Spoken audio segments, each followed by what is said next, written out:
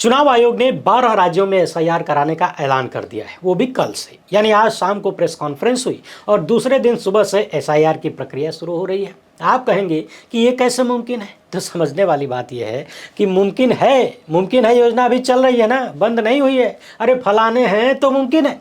आज मुख्य चुनाव आयुक्त ज्ञानेश कुमार गुप्ता ने क्या क्या कहा वो सब तो देखेंगे ही, क्या क्या नहीं कहा वो भी देखेंगे। मगर सबसे बड़ा सवाल यही है कि केचुआ इतनी जल्दी में क्यों है, किस बात की इतनी जल्दबाजी है। बिहार एसआईआर पर अपने मन से अपनी पीठ थपथपा रहा है। हमने बहुत बड़ा काम कर दिया, कोई शिकायत नहीं मिली, कोई गड़बड़ी नहीं हुई, जबकि शिकायतों का अंबार लगा हुआ है।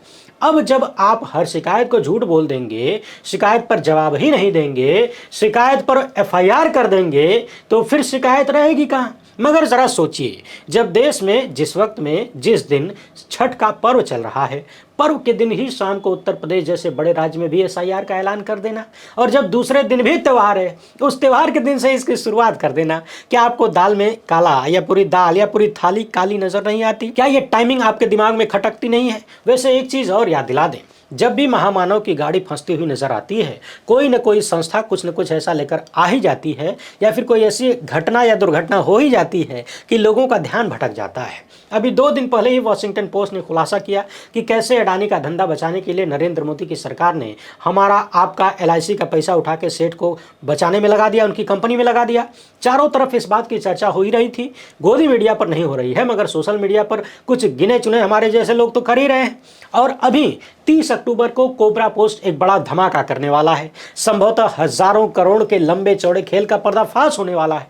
मगर उससे पहले ही एक बड़ा मुद्दा सामने आ गया। हम ये बिल्कुल नहीं कह रहे कि इन दोनों का कोई संबंध है, मगर जब एक ही स्क्रिप्ट बार बार 12 साल तक दोहराई जाती है तो संदेह तो होता है। वैसे टाइमिंग के खेल में गुजराती जोड़ी के बेहद करीबी ज्ञानेश कुमार बहुत तेज है। आपको याद होगा, बिहार में जिस दिन राहुल गांधी ने वोटर अधिकार यात्रा की शुरुआत की, उसी दिन केचुआ ने अचानक से प्रेस कॉन्फ्रेंस किया। हमने ये भी सवाल उठाया था कि फाइनल लिस्ट आने के बाद केचुआ उसमें उठ रहे सवालों का जवाब ढूंढने, शिकायतों को दूर करने का समय देगा, या फिर तुरंत चुनाव का ऐलान करके लोगों को भगदड़ में उलझा देगा। हुआ वही। देखिए, जो प्रेडिक्शन हमने किया था, यानी जो हमारा अनुमान था कि केचुआ और मोदी सत्ता की हरकतों को देखते हुए, वो एकदम सटीक निकला। बल्कि अब तो 4 कदम आगे निकल गया है। बिहार एसआईआर सवालों का जवाब दिए बिना ही 12 राज्यों में एसआईआर करवाया जा रहा है। इनमें से कई राज्य ऐसे हैं जहां हाल ही में विधानसभा के चुनाव होने वाले हैं। कौन कौन से राज्य हैं वो भी देखेंगे। चुनाव आयोग ने क्या कुछ कहा है, कितने सारे सवाल हैं, और इस पर योगेंद्र यादव कैसे कैसे प्रश्न चिन्ह लगा रहे हैं, उन सब पर चर्चा करेंगे। वीडियो को आखिर तक देखिएगा। पहली बार है तो चैनल को सब्सक्राइब करके घंटी बजा दीजिए टन से। इसके अलावा आपको मालूम है कि हम किसी धन्ना सेठ या राजनीतिक दल के दम पर नहीं चलते, तभी खुलकर आपके मुद्दों पर बात हो पाती है। हमारा काम पसंद आता हो तो इस QR कोड या फिर मोबाइल नंबर का प्रयोग करते हुए जो भी हो सके आर्थिक सहयोग भेजने का प्रयास जरूर करें। बहुत बहुत धन्यवाद।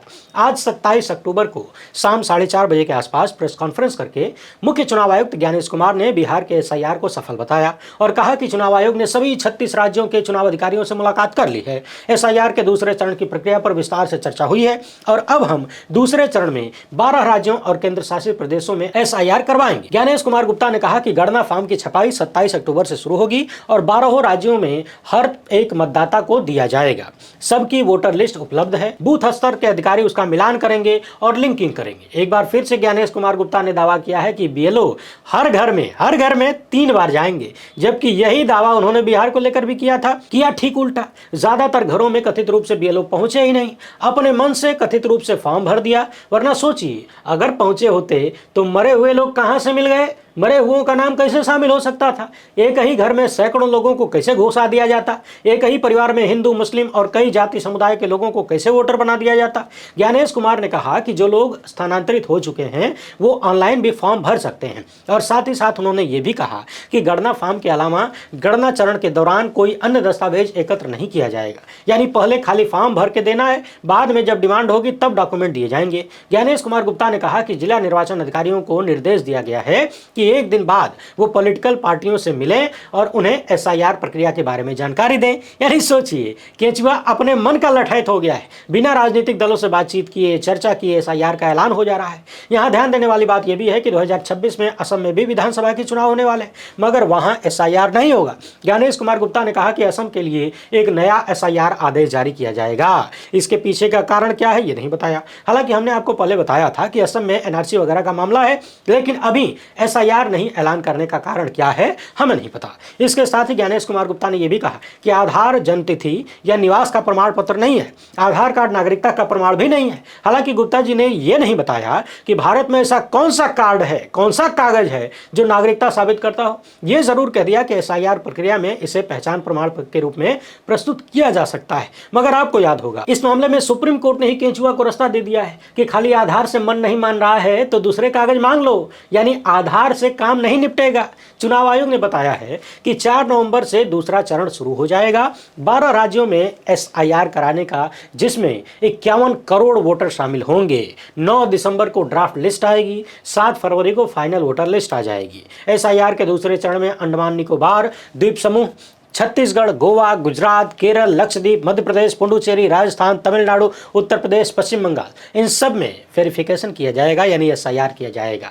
उधर पश्चिम बंगाल से तृणमूल कांग्रेस ने कहा है कि यहां पर एसआईआर के दौरान यदि भाजपा के इशारे पर पात्र वोटरों के नाम हटाया गया तो ठीक नहीं होगा, हम विरोध करेंगे। हमें एसआईआर से कोई दिक्कत नहीं है, लेकिन अगर इसके नाम पर कोई भाजपाई इशारे से वोटर लिस्ट में खेल हुआ तो हम लोकतांत्रिक तरीके से विरोध करते रहेंगे। उधर एसआईआर का ऐलान होने से पहले ही कार्यकर्ता योगेंद्र यादव ने 14 सवाल दाग दिए थे और एसआईआर का ऐलान होने के बाद क्या कुछ कहा है वो भी देखेंगे। पूछ रहे हैं कि बिहार में एसआईआर के अनुभव से चुनाव आयोग ने क्या सीखा और जो सीखा क्या उसे अगले चरण में लागू किया जाएगा। दूसरा सवाल यह है कि चुनाव आयोग किस आधार पर 2002 और 2003 को कट ऑफ वर्ष मानता है, जबकि हम जानते हैं कि उस साल एसआईआर के दौरान नागरिकता का कोई सत्यापन नहीं हुआ था। जो दस्तावेज चुनाव आयोग नहीं दे रहा था, बाद में वे सामने आया तो पता चला कि चुनाव आयोग ने झूठे दावे किए थे। तीसरा है कि क्या अवैध विदेशियों को बाहर करना एसआईआर के उद्देश्य में है, यदि हां तो बिहार में कितने विदेशियों का पता चला और कितने लोगों का नाम वोटर लिस्ट से हटाया गया। एसआईआर के आदेश में इसे एक उद्देश्य के रूप में यानी लक्ष्य के रूप में रखा गया था, लेकिन अब तक नहीं बताया गया कि कितने घुसपैठिया मिले। अगला सवाल यह है कि यदि आधार को स्टैंड अलोंग दस्तावेज के रूप में स्वीकार नहीं किया जाता है क्योंकि ये नागरिकता का प्रमाण नहीं है, तो अन्य 9 दस्तावेज पासपोर्ट और जन्म प्रमाण पत्र को छोड़कर उन्हें दस्तावेज के रूप में क्यों स्वीकार किया जाता है, जबकि उनमें से कोई भी नागरिकता का प्रमाण नहीं है।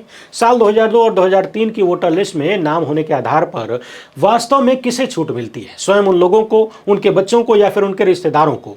बिहार में वंशावली का इस्तेमाल उस व्यक्ति से संबंधित किसी भी व्यक्ति को छूट देने के लिए किया गया था। छठवां सवाल है कि क्या चुनाव आयोग ने ड्राफ्ट वोटर लिस्ट में नए वोटरों को जोड़ने की अनुमति देने के लिए घर घर जाने के प्रोटोकॉल में बदलाव किया है। 1 अगस्त को ड्राफ्ट रोल के प्रकाशन तक बिहार में एक भी नया वोटर नहीं जोड़ा गया, जबकि 65 लाख वोटरों को बाहर कर दिया गया। केवल दावे और आपत्तियां चरण के दौरान ही वोटर लिस्ट में जोड़ा गया था। अगला सवाल यह है कि उन सभी लोगों को पावती कैसे सुनिश्चित किया जाएगा जो गणना फॉर्म या दस्तावेज जमा करते हैं। क्या चुनाव आयोग को बीएलओ या अन्य किसी के द्वारा गणना फॉर्म भरने या जालसाजी करने का कोई मामला मिला है? इसे कैसे रोका जाएगा? क्या चुनाव आयोग ने ऐसी कोई व्यवस्था किया है? प्रवासी श्रमिक वोटर लिस्ट से बाहर न रह जाएं, ये कैसे रोका जाएगा? वोटर लिस्ट में लिंग अनुपात में गिरावट ना आए, इसके लिए चुनाव आयोग ने क्या कदम उठाए? क्या चुनाव आयोग वोटर लिस्ट से बाहर रखे गए लोगों को नोटिस और सुनवाई के सामान्य कानूनी उपाय प्रदान करने की योजना बना रहा है? बिहार में बाहर रखे गए 65 लाख लोगों को इनसे वंचित कर दिया गया, उन्हें नए वोटर के रूप में फिर से शामिल होना पड़ा। अगला सवाल है कि स्वीकार्य दस्तावेजों की सूची में PAN card, driving licence, MNREGA job, ration card और राष्ट्रीयकृत बैंकों की पासबुक क्यों शामिल नहीं है, जबकि ये सभी दस्तावेज आज चुनाव आयोग द्वारा नए वोटर के लिए स्वीकार किए जाते हैं और इनका साक्ष्य मूल्य भी ज्यादा है। क्या चुनाव आयोग के पास डी डुप्लीकेशन सॉफ्टवेयर है? क्या वो इसे एसआईआर प्रक्रिया में शामिल करने की योजना बना रहा है? वैसे आपको बता दें कि बिहार एसआईआर में चुनाव आयोग ने डी डुप्लीकेशन सॉफ्टवेयर का प्रयोग नहीं किया। रिपोर्टर्स कलेक्टिव ने बाकायदा लंबी चौड़ी रिपोर्ट और सबूत इस मामले में प्रस्तुत किया था, हमने आपको दिखाया भी था। यही कारण है कि लाखों की संख्या में डुप्लीकेट वोटर बिहार में है, 14 लाख से ज्यादा डुप्लीकेट है। आखिरी सवाल इन्होंने किया है कि क्या चुनाव आयोग मसौदा और अंतिम सूची की मशीन से पढ़ने योग्य फाइलें जारी करेगा? क्या इसकी कोई योजना है? इस डेटा को प्रकाशित करने में आखिर क्या समस्या है, जो कि वैसे भी सार्वजनिक जानकारी है? इसमें छुपाने जैसा कुछ है नहीं। योगेंद्र यादव जो सवाल उठा रहे हैं वो काफी महत्वपूर्ण है, मगर हम सबको पता है कि जवाब कुछ नहीं मिलना है। एक राज्य में बिना जवाब दिए, बिना किसी रोक टोक के अपना काम पूरा करने वालों का इरादा अब और मजबूत हो गया है। शायद उन्हें पता है कि मुट्ठी भर लोग सवाल करने वाले हैं, कितना सवाल करेंगे, हम जवाब नहीं देंगे। पत्रकारों उम्मीदवारों पर एफआईआर करवा देंगे, विपक्ष के नेताओं को चुनाव का ऐलान करके उलझा देंगे। बाकी जनता तो वही है ना जो 1000 साल तक गुलाम रह चुकी है। एक अन्य ट्वीट में योगेंद्र यादव राष्ट्रव्यापी एसआईआर को विचारहीन कार्यक्रम बता रहे हैं और कह रहे हैं कि ये सामूहिक मताधिकार से वंचित करने का एक हथियार बन गया है। एसआईआर के पहले चरण में बड़े पैमाने पर उथल पुथल हुई। जो नया ऐलान हुआ है इसमें चुनाव आयोग के अधिकारियों के लिए कुछ चीजें आसान की गई हैं, लेकिन एसआईआर का जो अपना मूल है वो यही नजर आ रहा है कि लोगों को लिस्ट से बहरियाना है, यानी वोटर लिस्ट से लोगों को हटाना है। किसी भी रूप में वोटर लिस्ट को शुद्ध करने का उपाय नजर नहीं आता, बल्कि ये चयनात्मक और मनमाने ढंग से लोगों को वोटर लिस्ट से बाहर करने का और नागरिकता के सत्यापन की एक प्रक्रिया है। नाम बदलकर एनआरसी किया जा रहा है। इस बार चुनाव आयोग ने कुछ छोटे मोटे सुधार किए। बीएलओ का प्रशिक्षण और 2002 से 2004 के वोटर लिस्ट के नामों की अच्छी मैपिंग की जाएगी। दस्तावेजी बोझ कम कर दिया गया है। गणना के चरण में कोई दस्तावेज नहीं मांगा गया है। नोटिस दिए जाने पर इसकी जरूरत हो सकती है। नामों की लिस्ट चुनाव आयोग प्रकाशित करेगा, लेकिन बुनियादी समस्याएं अभी भी बनी हुई है। वोटर लिस्ट में अपना नाम जुड़वाने का बोझ जनता पर है। गणना फॉर्म भरने की आवश्यकता बनी हुई है। जो कोई भी 1 महीने के भीतर फॉर्म जमा करने में फेल हो जाएगा उसे बिना किसी नोटिस, सुनवाई या अपील के यूं ही लिस्ट से बाहर कर दिया जाएगा। 2002 से लेकर 2004 का मनमाना कटाफ अभी भी जारी है, जबकि पहले के आदेश का खुलासा हुआ जो साबित करता है कि तब नागरिकता की जांच नहीं की गई थी। जो दस्तावेज मांगे गए हैं उनमें कोई भी बदलाव नहीं किया गया है। बिना किसी डेटा के अवैध विदेशियों की पहचान करने के साधन के रूप में एसआईआर का बार बार दावा किया जा रहा है, यानी घुसपैठियों को हटाने के नाम पर एसआईआर किया जा रहा है। मगर बिहार में कितने घुसपैठिया मिले अब तक किसी को पता नहीं है। गड़बड़ियों को दूर करने की कोई प्लानिंग नहीं है, कोई डुप्लीकेशन नहीं, गलत डेटा की जांच नहीं, अपने मैनुअल को पूरा करने के लिए कोई भौतिक सत्यापन नहीं, प्रवासियों और महिलाओं के अनुपातहीन बहिष्कार को रोकने का कोई प्रयास नहीं, कोई स्पष्टीकरण नहीं। जब चुनाव आयोग के पास वोटर लिस्ट की सफाई के लिए एनआरईपी जैसी बेहतर योजनाएं हैं तो इतना बोझिल तरीका क्यों अपनाया जा रहा है? लोगों को लिस्ट से बाहर करने वाला काम क्यों किया जा रहा है? आप लोग दैनिक भास्कर की इस खबर को देखिए। एक बार फिर से वही सवाल, वही चर्चा की जा रही है कि बिहार के तर्ज पर संदिग्ध लोगों से दस्तावेज मांगे जाएंगे। ये संदिग्ध लोग कौन है भाई? बिहार में कितने थे? अब तक कितनों को पकड़ा? किसी को कुछ पता नहीं है, क्योंकि केचुआ बताता ही नहीं है। और जब ये सवाल पूछा जाता है कि कितने घुसपैठिया मिले तो हमारे जो ज्ञानेश कुमार गुप्ता जी हैं उनको फ्लाइट याद आ जाती है। बाकी आप लोग छठ का प्रसाद खाने से पहले एसआईआर का बोझ उठाने के लिए तैयार हो जाइए। अमृतकाल में इंतजार करते रहिए कौन कौन से दिन देखने को बाकी हैं। फिलहाल इतना ही। हमसे जुड़ने के लिए बहुत बहुत धन्यवाद। जय हिंद।